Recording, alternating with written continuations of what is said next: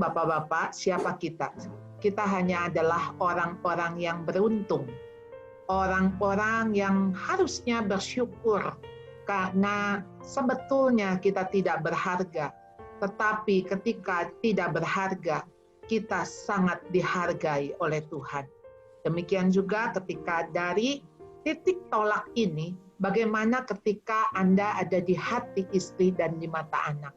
Kita tidak usah mencari tempat di hati istri atau di mata anak. Karena Tuhan sudah memberi itu sejak awal ditempatkan di dalam sebuah keluarga. Kalau Anda saat ini sebagai suami, Anda saat ini sebagai ayah, itu semata-mata karena anugerah dan kasih setia Tuhan yang Tuhan berikan. Jadi, titik tolak dari ini, kita nggak usah cari, artinya kita nggak usah mengusahakan ya untuk kita bisa menjadi kebanggaan anak, untuk kita bisa dicintai istri. Anda lakukan itu saja di hadapan Tuhan, maka selebihnya itu akan mengikuti. Ya.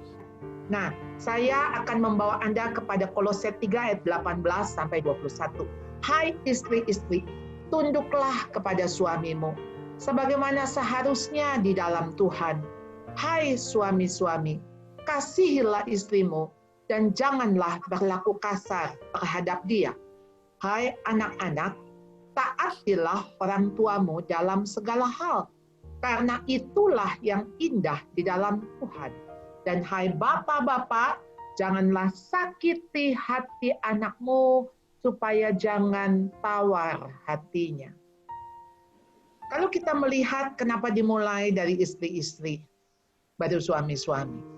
Kita melihat selalu jadi yang di bawah otoritas lebih dulu. Ketika Tuhan mengatakan, hai istri-istri, tunduk kepada otoritasmu, kepada suamimu. Karena itu yang Tuhan mau. Dan ketika bicara istri tunduk, apa yang dilakukan? Suami-suami, kasihlah istrimu dan jangan kasar. Apakah harus istri lebih dulu tunduk baru suami-suami mengasihi? Tentu saja bukan begitu. Karena ketika suami-suami mengasihi, istri akan dilumerkan hatinya, akan melted, ya, akan hancur, sehingga ketika dia merasa dikasihi, dia akan tunduk kepada suami. Karena dia akan tunduk kepada suami yang mengasihi. Ini yang akan menggerakkan hati istri untuk mau tidak mau menundukkan dirinya. Jadi memang submit, bukan obey. Karena itu ketika istri bisa tunduk kepada suami dan suami-suami mengasihi, maka anak-anak akan mentaati orang tua yang demikian. Hai anak-anak, taati orang tuamu dalam segala hal. Memang mereka bukan orang tua sempurna. Tapi itu yang indah di mata Tuhan. Di dalam Tuhan. Jadi ketika anak-anak itu taat, kenapa dia mampu taat? Karena dia melihat ada teladan orang tuanya. Ketika dia begitu respect, bangga dengan orang tuanya, karena apa? Dia lihat papa mama yang saling mengasihi.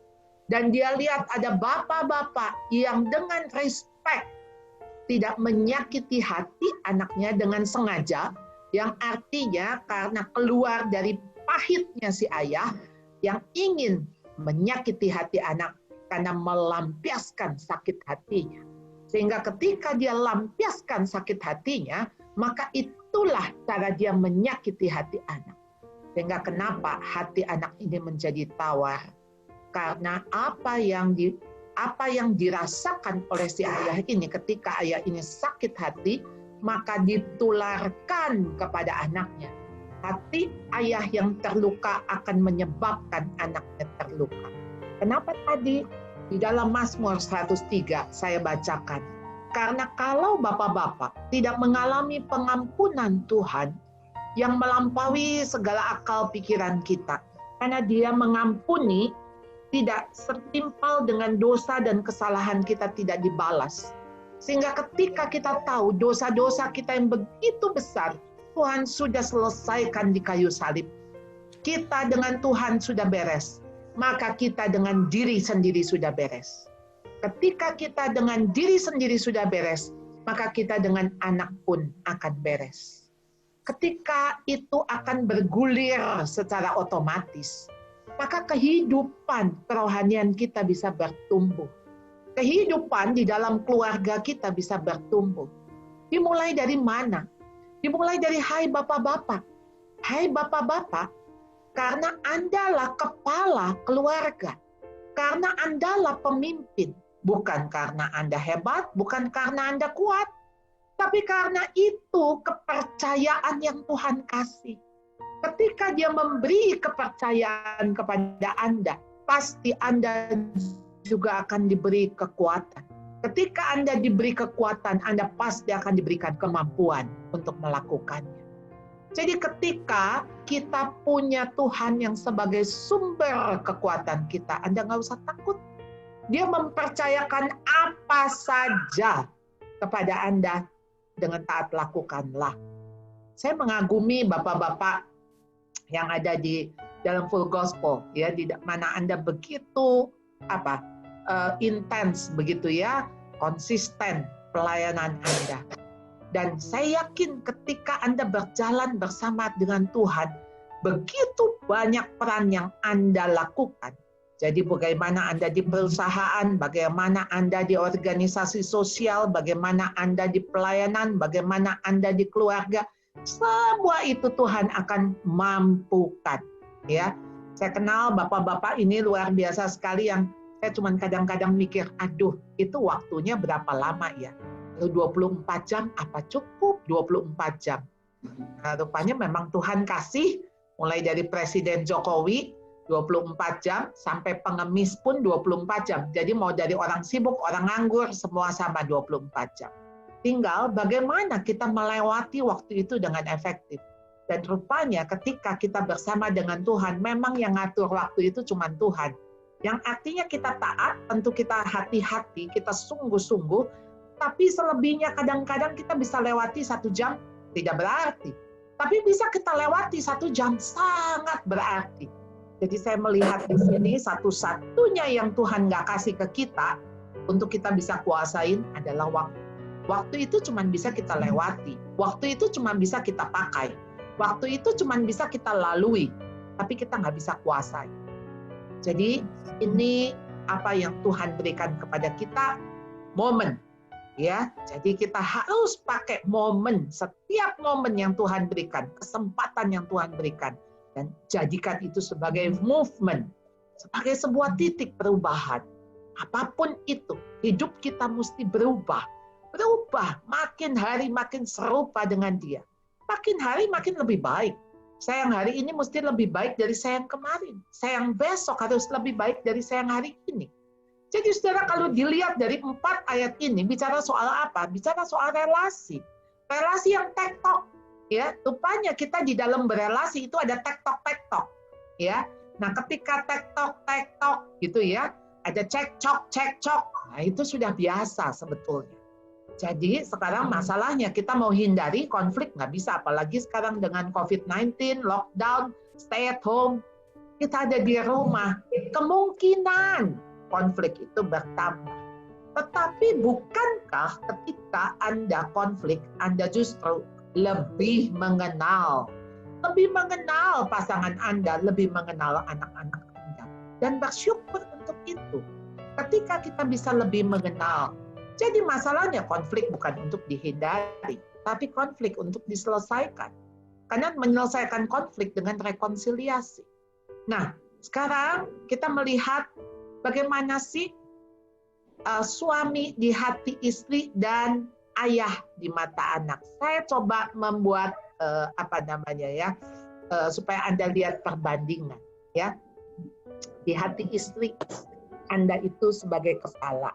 Ya, kalau sebagai kepala, berarti istri tahu dia punya pelindung, dia punya orang-orang yang dia bisa look up, yang dia bisa lihat ke. Ya ini saya pikir-pikir ya, bukan kebetulan ya, kadang-kadang pria tuh diciptakan tinggi, besar gitu ya. Kalau suami saya hampir tingginya sama dengan saya ya, jadi saya nggak perlu dongak ke atas gitu ya. Tetapi ketika Tuhan mau kita ini melihat kepala, pimpinan gitu ya, sebagai pimpinan, mestinya pimpinan itu akan melindungi kita dan kita merasa aman. Ibu-ibu itu paling gampang merasa insecure, ya, khususnya di dalam soal, misalnya, soal apa sih, dia tuh khawatir, ini kalau terjadi sesuatu yang dia tidak bisa kuasai. Karena memang khawatir itu sesuatu yang tidak bisa dia kuasai. Kalau dia bisa kuasai, dia nggak usah khawatir lagi. Jadi apakah besok dia bisa tahu, bisa dia kuasai? Nggak tahu. Oleh karena itu, ibu akan tanya gimana nanti, bagaimana nanti. Sementara bapak-bapak bilang ya bagaimana nanti. Gitu. Ya, nah, kan nanti bagaimana? Nanti bagaimana? Bagaimana nanti? Kata suami. Nah, jadi sebetulnya ketika Anda juga jadi pemimpin, menjadi penguat, menjadi menaungi, gitu ya, namanya juga kepala, menaungi. Anda keluar dari keluarga Anda. Ya, seorang laki-laki meninggalkan ayahnya dan ibunya, keluar dari payung otoritas orang tua Anda. Untuk apa? Anda memiliki payung otoritas untuk memayungi istri Anda. Jadi istri Anda tuh dicomot gitu ya, diambil gitu kan dari keluarganya untuk masuk ke dalam payung otoritas Anda. Anda keluar dari payung otoritas orang tua, istri Anda juga keluar dari payung otoritas orang tuanya. Untuk bersama-sama di bawah sebuah payung. Ini kira-kira kalau saya umpamakan payung gitu ya. Nah, kalau salah satu melepaskan pegangan di payung, tolong please, satu lagi jangan lepasin payung. Ini saya coba ulang ya, ini kata-kata saya mudah-mudahan bisa dipahami. Kalau salah satu lepasin pegangannya di payung, tolong yang satu pihak jangan melepaskan, ya, jangan melepaskan payung, jangan melepaskan pegangannya itu. Jadi pegangannya itu harus Anda tahu bahwa di bawah payung itu masih ada anak-anak. Jadi kalau di bawah payung itu ada anak-anak, anak-anak akan jadi korban. Kalau dua-dua melepaskan payung, artinya jangan sampai ada perceraian. Ketika ada salah satu pihak mau menceraikan, tetap Anda pegang payung itu. Karena di bawah payung itu anak-anak. Dan bagaimana Anda di mata anak, ayah sebagai guru dan sebagai mentor, itu kita tahu ketika di dalam Efesus, ya, Efesus pasal yang ke-6, ayat yang ke-4. Apa sih perintah Tuhan? Ketika perintah Tuhan mengatakan begini, dan kamu bapak-bapak janganlah bangkitkan amarah di dalam hati anak-anakmu, tetapi didiklah mereka di dalam ajaran dan nasihat Tuhan. Didiklah mereka di dalam ajaran dan nasihat Tuhan. Anda sebagai guru dan sebagai mentor bagi anak Anda. Mestinya anak-anak look up kepada Anda karena dia menganggap kalau papahnya itu lebih hebat dari dia, ya. Saya sebetulnya punya satu klip, saya kasih lihat dulu ya klip ini ya. Maaf ya, ini rupanya ada yang tercoret gitu ya. Jadi saya usahakan supaya tetap bisa kelihatan, ya.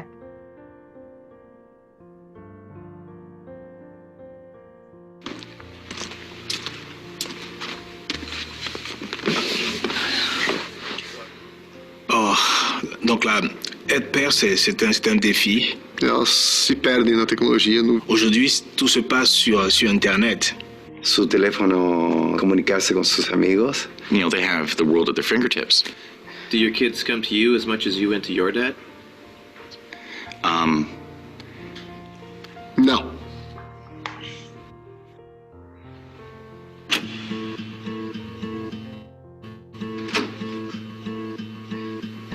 All right, come on in.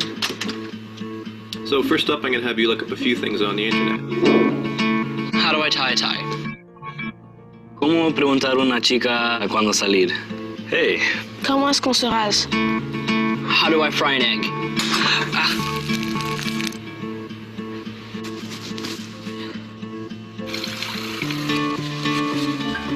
Bien. Le bas a brûlé. ¿Cuál es tu color favorito? Now I'm gonna have you ask your dad. ¿Qué estás haciendo? Qu'est-ce que tu fais? Le miras a los ojos. Il faut que tu fasses 2 fois le tour. Avec ça, ça sera plus simple. Salga todo perfecto, ¿no? ¿Sí?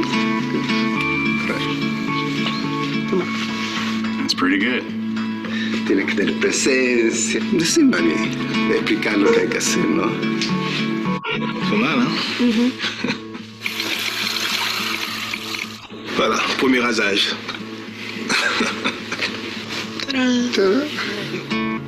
So, which was better? The better teacher was my dad. De mi papá. Était plus personnel sur les informations. Sabe lo que yo no entiendo. Teus filhos são a coisa mais importante do mundo e Je voudrais remercier mon papa. Eu te amo. Também te amo.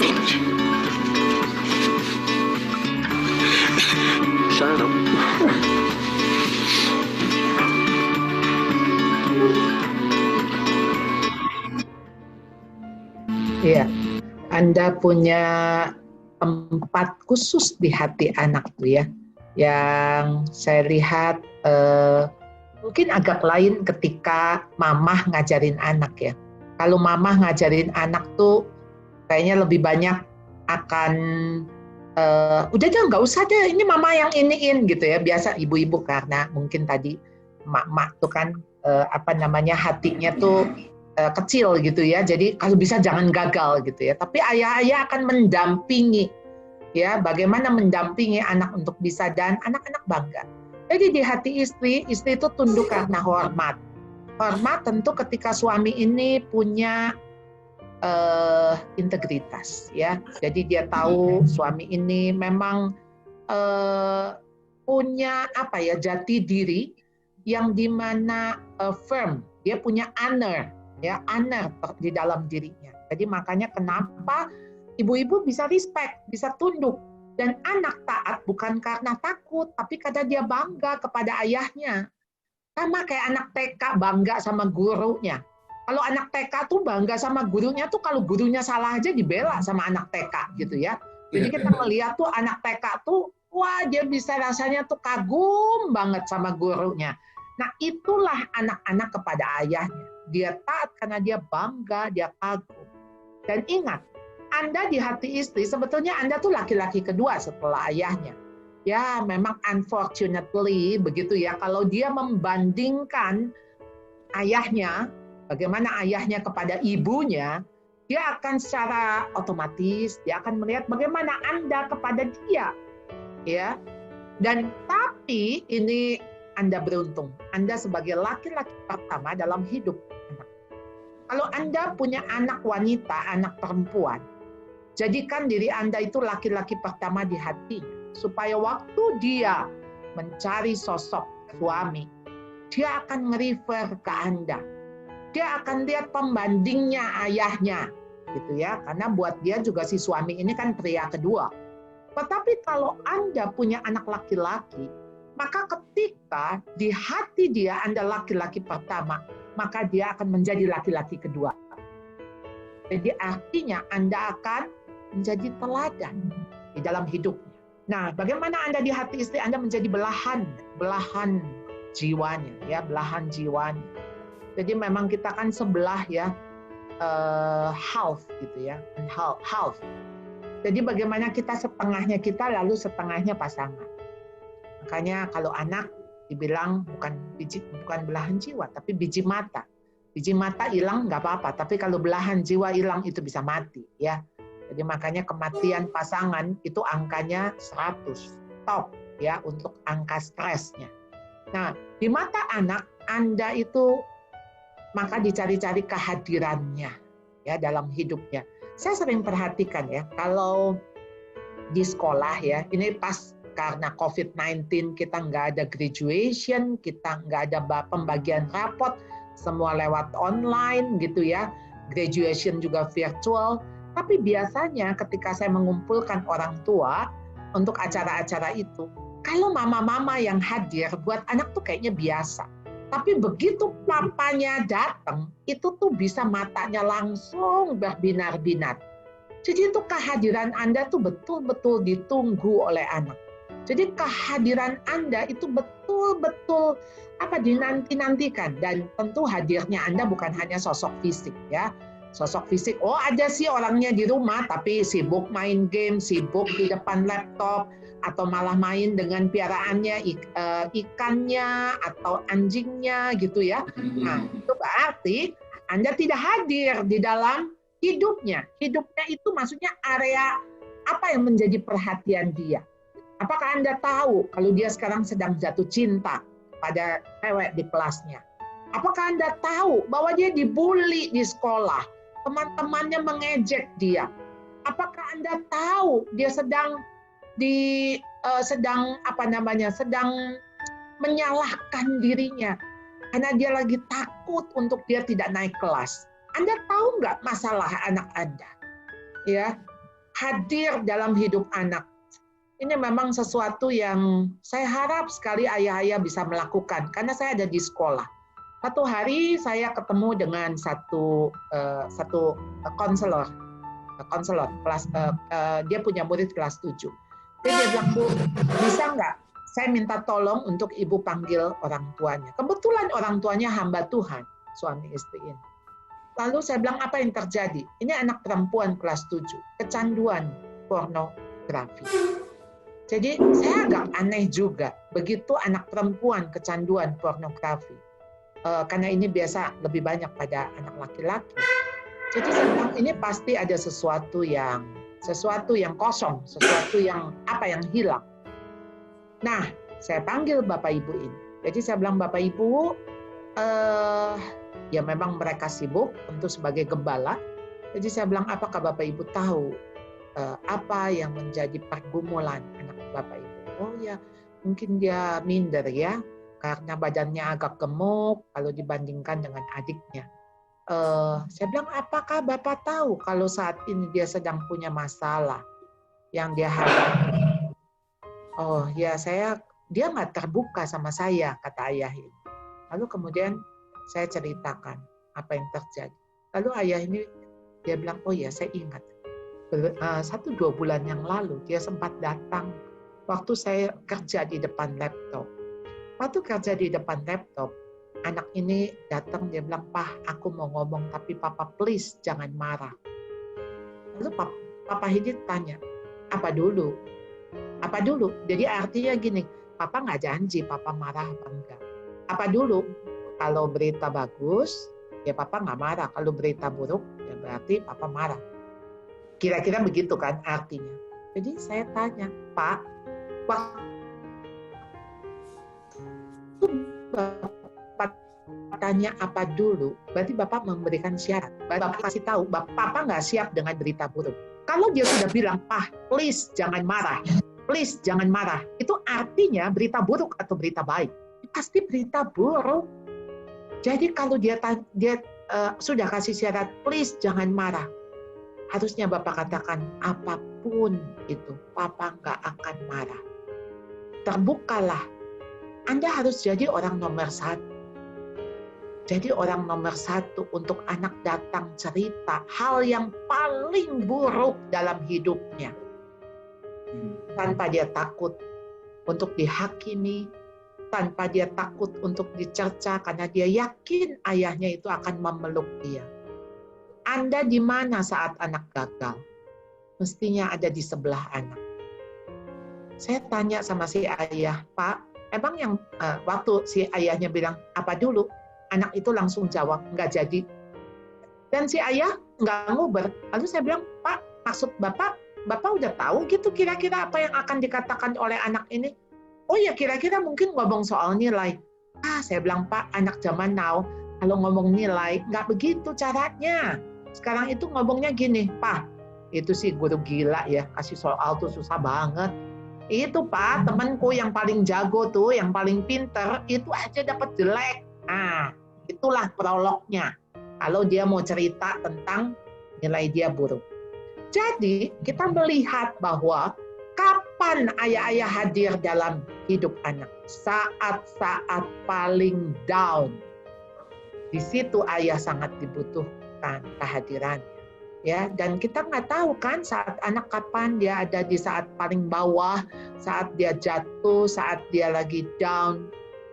Nah, bagaimana suami-suami di hati istri? Peduli dan inisiatif. Itu bukti dari mengasihi. Karena istri-istri lelah jadi pemimpin, quote unquote. Memang istri-istri banyak yang dominan. Tapi kenapa dia dominan? Salah satu karena tidak ada inisiatif dari suami. Itu keluhan para istri.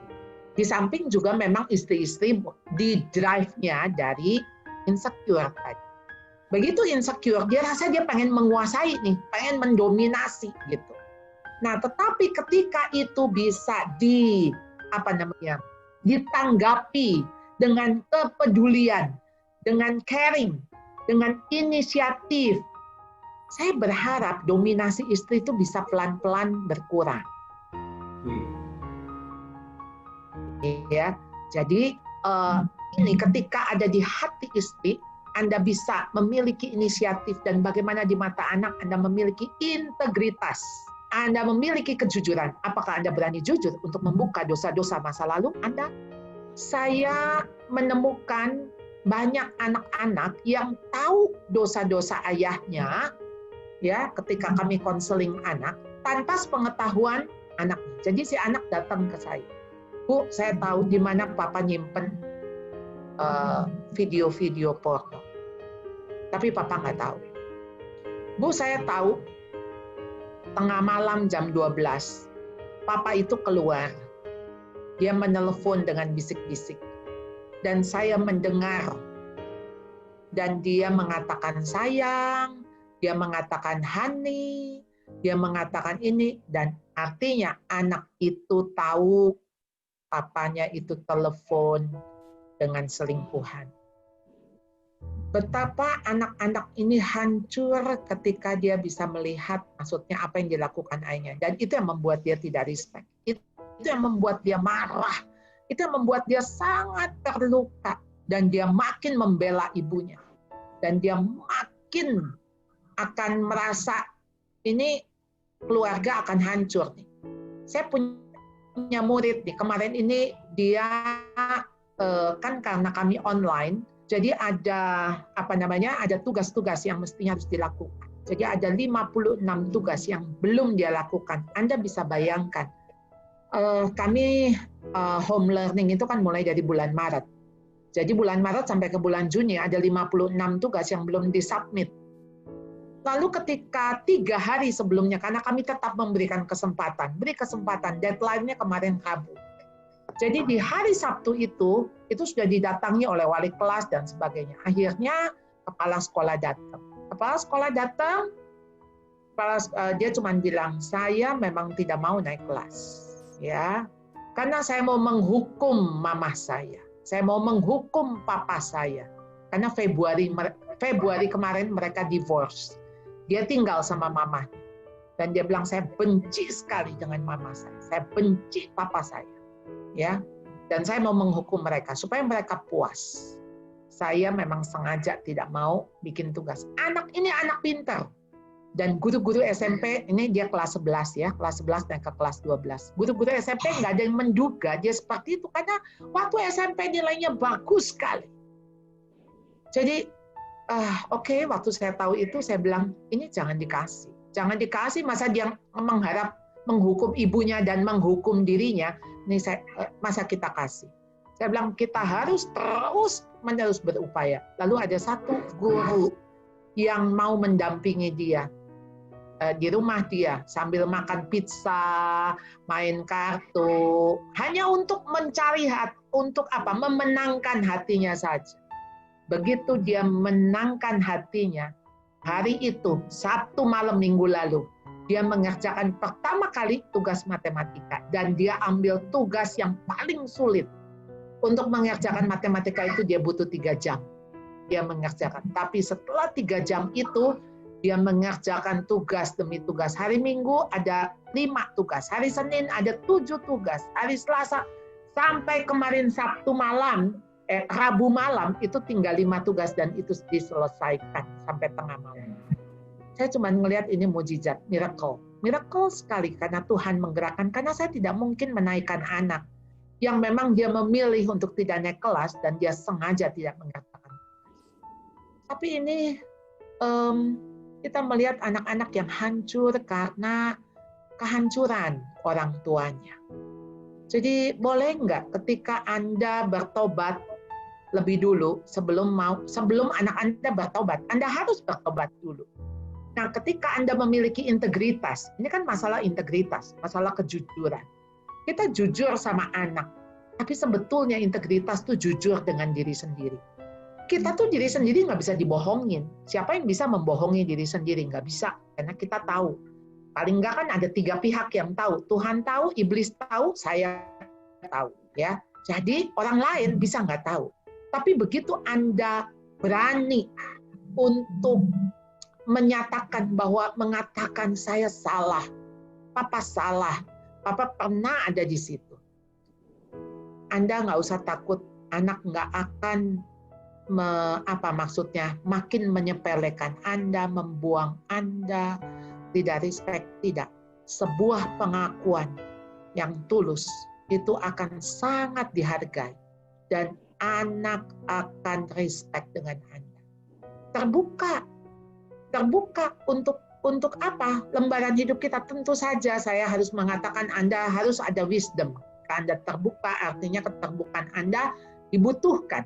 Keterbukaan Anda untuk membangun anak itu, bukan untuk menghancurkan. Keterbukaan Anda cari waktu yang tepat, kesempatan yang tepat.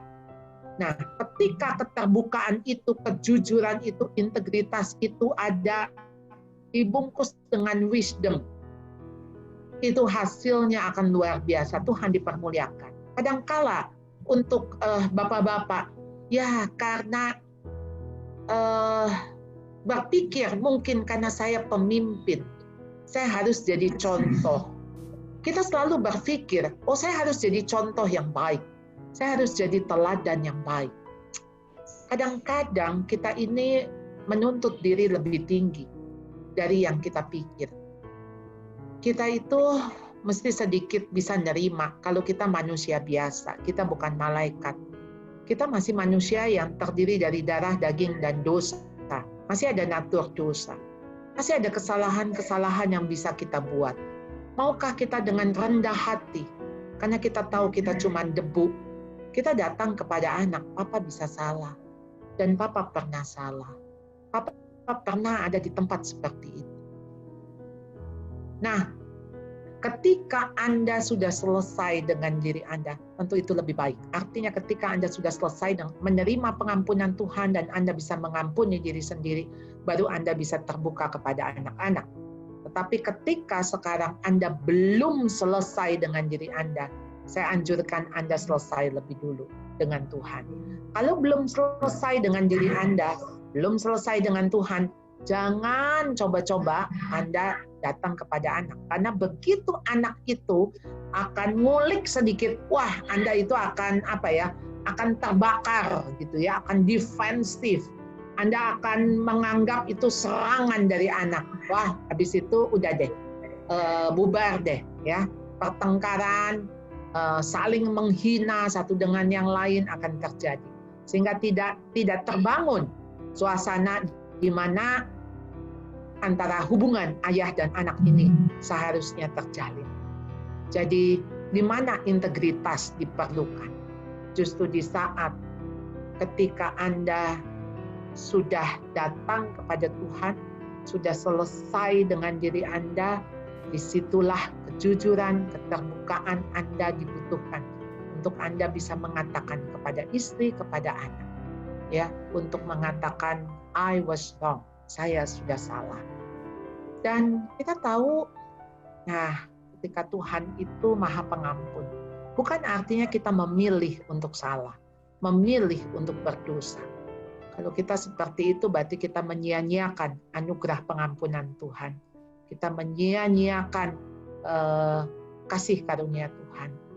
Dan itu pasti mengecewakan, mendukakan hati Roh Kudus. Jadi marilah kita sebagai orang-orang yang lemah, orang-orang yang tidak berdaya, orang-orang yang hanya perlu anugerah Tuhan.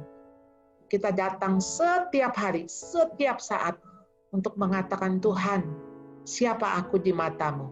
Siapa aku di hatimu? Ketika kita bisa datang ke hadapan Tuhan, kita bilang, aku cuma debu di matamu. Tapi aku adalah biji matamu, gitu ya. Aku berharga, ya, di hatimu Tuhan. Oh, saudara, begitu sudah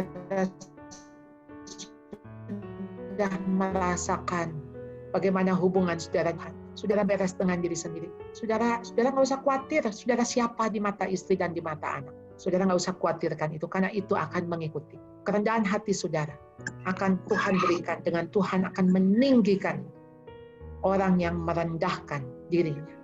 Ya, karena kalau dia merendahkan diri, dia sedang meninggikan Tuhan. Amin, Dan amin. Tuhan itu membenci orang yang congkak hatinya, tapi Tuhan mengasihani orang yang merendahkan diri. Amin. Ketika Anda merendahkan diri, maka hati istri Anda juga akan luluh. Ketika Anda merendahkan diri, anak bangga, di mata anak Anda akan dikagumi. Dan kiranya apa yang menjadi renungan kita siang hari ini membuat kita bangkit, ya, bukan untuk membuat kita lebih terpuruk, ya. Kiranya Tuhan Yesus memberkati.